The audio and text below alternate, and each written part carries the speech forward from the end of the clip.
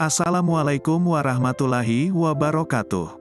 Tammy Parkin dilahirkan dan dibesarkan di kota kecil New Hampshire, Amerika Serikat.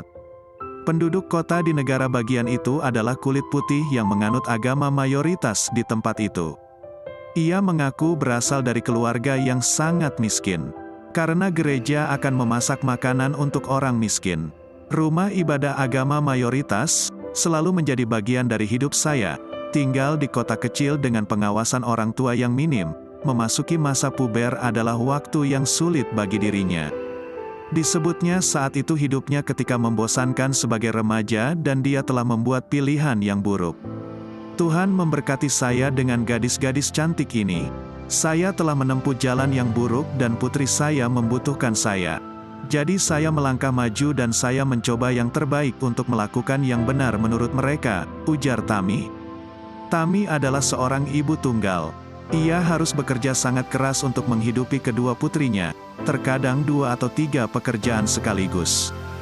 Kemudian ia membesarkan anak perempuannya itu dengan cara berbeda dari dia dibesarkan oleh orang tuanya. Meskipun saya bekerja keras, seringkali kami tidak punya uang ekstra untuk apapun selain untuk kebutuhan dasar. Itu sulit, keluh Tammy. Pasca tragedi 9/11, Tammy menjadi sangat konservatif secara politik. Ia menghabiskan banyak waktu menonton berita Fox dan mendengarkan talk radio. Dari berita-berita yang dikonsumsinya, ia berpikir telah mengetahui segalanya tentang Islam. Pada kenyataannya, saya belum pernah bertemu seorang Muslim dalam hidup saya, tetapi entah bagaimana dengan mendengarkan berita saya pikir saya tahu segalanya, kata Tammy. Bahkan, Tammy akan bersikap keras saat ada orang ingin membela Islam, dan merasa yakin dirinya lebih baik dari mereka. Ia mengasumsikan seorang Muslim adalah orang Arab. Namun setelah bertahun-tahun, baru menyadari jika dirinya tidak mengetahui apa-apa tentang Islam. Apa yang saya asumsikan adalah seorang Muslim adalah seorang Arab. Satu-satunya gambaran dan opini yang saya miliki adalah apa yang dikatakan dan ditunjukkan Fox News kepada saya, ungkap Tammy. Kemudian ketika 2 putrinya lulus SMA, mereka memilih meninggalkan rumah seperti remaja Amerika pada umumnya. Menurut Tammy, hal ini berbeda dengan orang Islam, di mana seorang anak akan tinggal bersama orang tuanya hingga menikah. Kondisi ini membuat dirinya kesepian, meski dia memiliki rumah yang cukup besar. Di sanalah saya berada di rumah besar ini dan semua yang telah saya kerjakan dan semua yang saya ketahui telah hilang, kata Tammy. Pada masa itu, Tammy merasa depresi berat. Bahkan dia kesulitan mengetahui jati dirinya sebagai pribadi dan bukan hanya sebagai seorang ibu. Saat itu adalah waktu yang sangat kelam bagi dirinya. Imbasnya, ia harus kehilangan pekerjaannya dan memutuskan untuk pergi dari kampung halamannya menuju Florida. Saya menjual semua yang saya miliki, rumah saya, mobil saya, semuanya dan membeli tiket kereta api bersama seorang teman yang jauhnya lebih dari 1000 mil di Florida. Saya pikir ini adalah langkah yang bagus, tetapi sebenarnya justru sebaliknya, lanjutnya. Sayangnya, Tammy justru harus terdampar di Florida karena kehabisan uang, tanpa keluarga. Kemudian pada saat itu, ia belajar tentang komputer dan internet dan menemukan ruang obrolan keagamaan, termasuk Islam. Dengan ruang obrolan keagamaan itu, dia berharap menemukan bimbingan. Orang kedua yang saya ajak ngobrol di ruangan ini adalah seorang Muslim. Dan meskipun saya sombong dan marah, dia mendengarkan, tutur Tammy. Seorang Muslim yang menjadi teman obrolannya tersebut mendengarkan kesulitan yang Tammy hadapi, dan menawarkannya bantuan. Padahal, kata dia, seorang Muslim itu tidak mengenalnya sama sekali.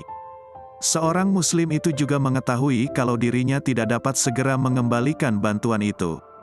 Tetapi seorang Muslim tetap mengirimi uang agar dirinya bisa kembali ke keluarganya.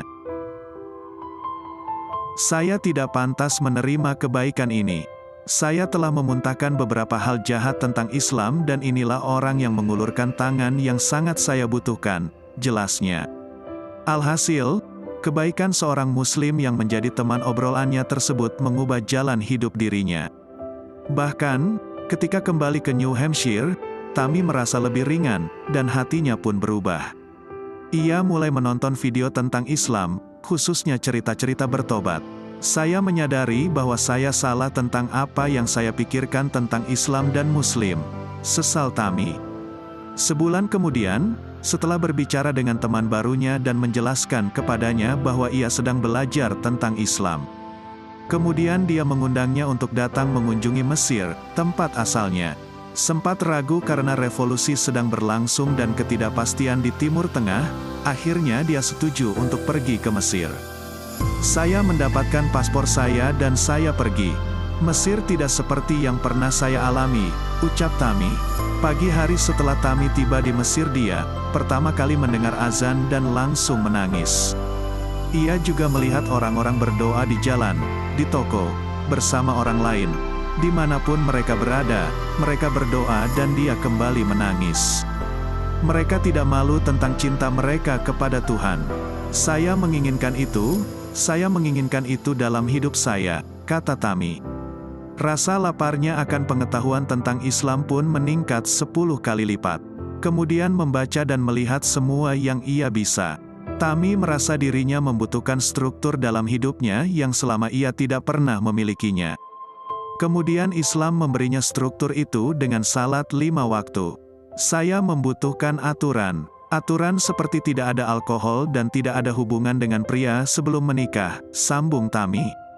Tami menegaskan, alkohol adalah hal yang konstan dalam hidupnya dan tidak sekalipun memberikannya sesuatu yang baik. Serta menjalin hubungan dengan laki-laki sebelum menikah tidak pernah membuatnya bahagia, malah membuatnya kesepian dan merasa tidak cukup baik. 1 minggu setelah tiba di Mesir, saya mengucapkan syahadat. Saya harus menjadi seorang Muslim. 2 pelajaran penting, tegas Tami. Selanjutnya, Tami menjelaskan, pelajaran yang paling didapat dari perenungannya dan jalan hijrahnya ke Islam adalah di tempat tergelap sekalipun Allah SWT tidak pernah meninggalkannya. Ia mengaku tidak akan pernah menyangka 5 tahun yang lalu menjadi seperti saat ini. Berpeganglah pada harapan, berpeganglah pada Allah, karena sungguh Dia luar biasa, dan Dia akan menarik Anda keluar darinya, terangnya. Pelajaran lain yang Tami pelajari dan sama pentingnya adalah memberi kebaikan, bahkan kepada orang yang jahat sekalipun. Karena kebaikan karena itu mengubah hati. Artinya, jika seseorang tidak mengulurkan tangan kepada dirinya pada masa kelam beberapa tahun lalu, dia tidak akan pernah berada di saat ini. Namun seseorang melakukan sesuatu yang baik untuknya dan itu mengubah seluruh perspektifnya. Berikan kebaikan dimanapun Anda bisa. Saat Anda melihat seseorang mengalami hari yang berat, berikan kebaikan.